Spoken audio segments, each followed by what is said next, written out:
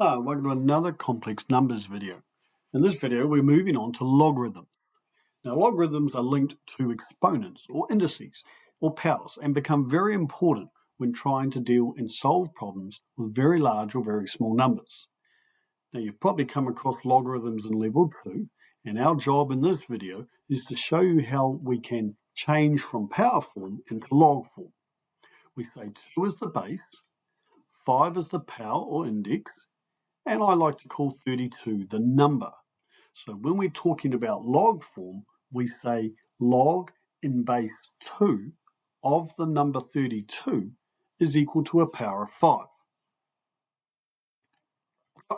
We're going to write the following into logarithmic notation. 10 squared is equal to 100. 10 times 10 is 100. Well, here's the answer, and let's show you how we got it. We have a base of 10, and we have a number 100, and we have a power of 2. So again, we say log in base 100 of the, log in base 10 of the number 100 is equal to a power of 2.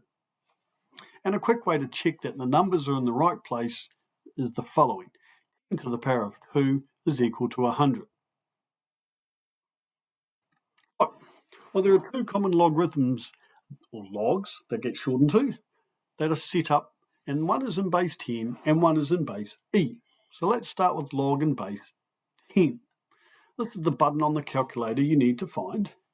We know that 10 to the power of 3, 10 cubed is 1,000. 10 times 10 times 10 is 1,000. So when we write it in log form, we're going to say log in base 10 of the number 1,000 equals a power of 3.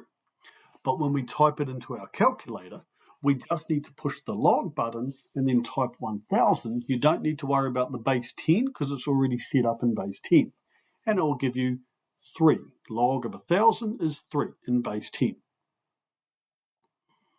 The other log that is set up on your calculator is the natural log, Ln. It looks like In, but it's Ln, and it's set up in base E. Now, E is a very famous number in mathematics, named after the mathematician Euler. And to get it on your calculator, you do need to push the shift button first and then push your natural log Ln button, and that brings up e to the power of something. And then you just punch in 1 because e to the power of 1 is just e. Any number to the power of 1 is itself. And that'll give you the first few decimal points for e. So this Ln, natural log, is set up in base e. Now, if I worked out e to the power of 3, so I have to go shift natural log and then punch in 3, that tells me what e to the power of 3 is. It gives me a number which I'm going to round to 5 significant figures, 20.086. If I was to rewrite that in log notation, I'd write it as log in base e of the number 20.086 equals a power of 3. But when I punch it into my calculator, I just have to push the natural log button. I don't need to worry about a base because natural log is set up in base E. And I go natural log of 20.086 and it will give me my power of 3. Here's our second example. We're going to calculate the value of x given that the natural log of x is equal to 2. Well, we know the natural log of x is equal to log in base E. So log in base E of x is equal to 2. So let's use our little trick here. E to the power of 2 is equal to x. E to the power of 2 is equal to x. I'm going to swap those around and say x is equal to e squared. So let's get my calculator.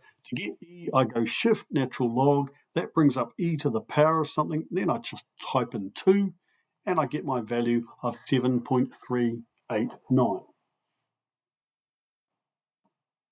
Right, a final example is what happens when there's logs in different bases, because this is base 10 and this is base E.